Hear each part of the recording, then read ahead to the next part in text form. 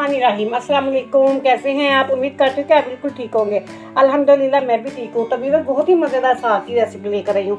ये साग बहुत ही मज़े का बनता है। आपने यकीनन इस तरह का साग नहीं खाया होगा। इसे कहते हैं भोनवा साग, सरसों का भोनवा साग। इसका तरीका अलग है पकाने का। इसके अंदर ना पालक पड़ती है ना बाथू पड़ता है, और ये बहुत ही मज़े का और मिनटों में तैयार हो जाता है। ये मेरी अम्मी जान का नुस्खा है। मेरी अम्मी जान इस तरह बनाती थी और हम खाते थे इसे इतने शौक से। ये हाली भी बनता है, इसको गोश्त के साथ भी खाया जाता है। आज मैं आपको हाली बनाने का तरीका बताती हूँ, इसके बाद मैं आपको इसको गोश्त के साथ भी बनाना सिखाऊंगी।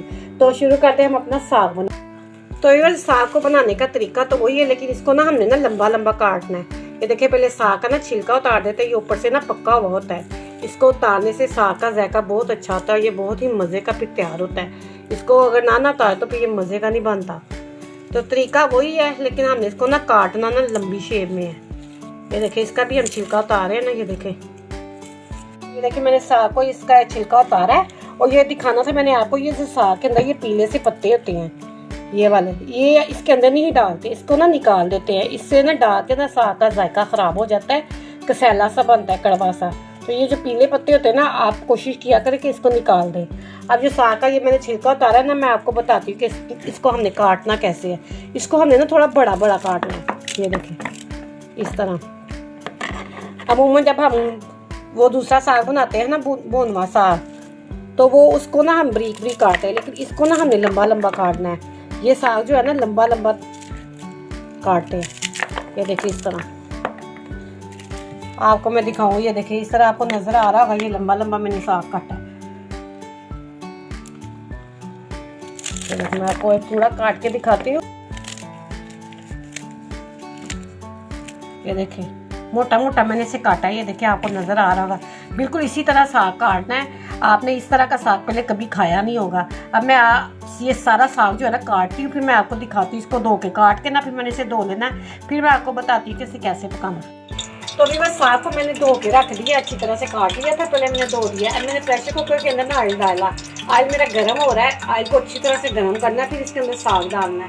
इसको ज़रा हम अलग स्टाइल से बनाते हैं। ये बहुत ही मज़े का बनता है। तो ये देखिए मेरा ऑयल यहाँ पे गर्म हो गया। मैं इसके अंदर साग को डालती हूँ। बहुत ही झटपट तैयार हो जाता है ये।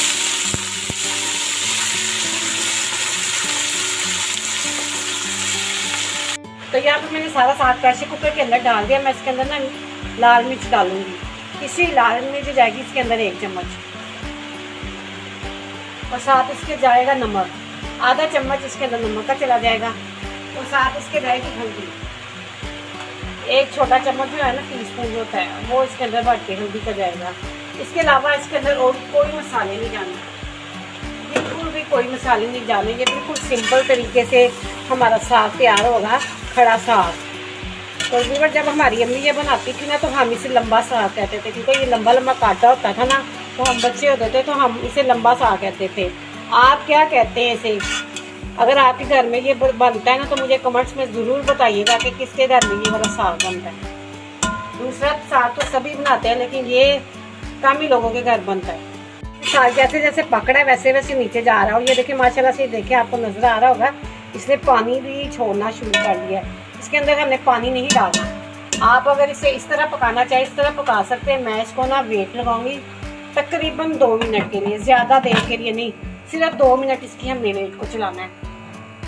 आप इसको ऐसे दम पे भी बना सकते हैं। 10 से 15 मिनट में ये तैयार होगा। मुझे ना टाइम काम है मेरे पास, मुझे कोई ज़रूरी काम जाना है, मैंने इसे वेट दे दिया है। सिर्फ 2 मिनट, जब ये सीटी चलनी है ना 2 मिनट मैंने इसे चलाना है। फिर मैं आपको 2 मिनट की सीटी चलाने के बाद दिखा। इस साग को मैंने वेट लगा ली थी, 2 मिनट मैंने इसकी वेट चलाई है। मैंने इसका ढक्कन उतार दिया है। अब मैं इसकी ना बुनाई कर लूँगी, अच्छी तरह से इसकी बुनाई करनी है। साग हमने खड़ा खड़ा पकाना है, इसको ज़्यादा हमने फलूदा नहीं करना था, हमने इसे खड़ा पकाना है। इसलिए इसको मैंने सिर्फ 2 मिनट की वेट लगाई है। तो जैसे कि मैंने आपको कहा कि मेरे पास टाइम कम है, अगर आपने ऐसे बनाना हो ना तो आपसे 10 से 15 मिनट में पकाएंगे। देखिए गंदल जो है ना हमारी गल गई है। ये देखिए गली हुई भी हुई है। इसको हमने खड़ा खड़ा भी रखना है। इसके अंदर आपको हल्का सा पानी नज़र आ रहा है, इसका पानी खुश्क करना है।